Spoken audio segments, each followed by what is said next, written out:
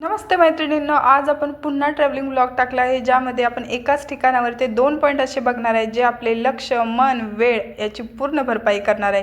ते म्हणजे टॉपचा hill point असलेला ग्लास ब्रिज आणि सोबतच कैलासगिरीमधला आपल्या शिवपार्वतीचा उंच स्टॅच्यू।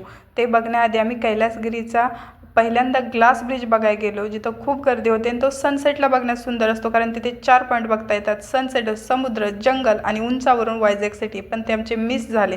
त्यानंतर आम्ही त्याच्या सेकंड गेटवरती असलेले शिवपार्वतीचा स्टॅच्यू म्हणजेच कैलासगिरीचं आकर्षण असलेला आणि महत्त्वाचाच भाग असलेला शिवपार्वती, पण तिथेही आमचा वेळ आणि ती मूर्ती बघताना इतकं सुंदर वाटलं। ते कारंजाने त्याच्या सौंदर्याची भर घातलेली।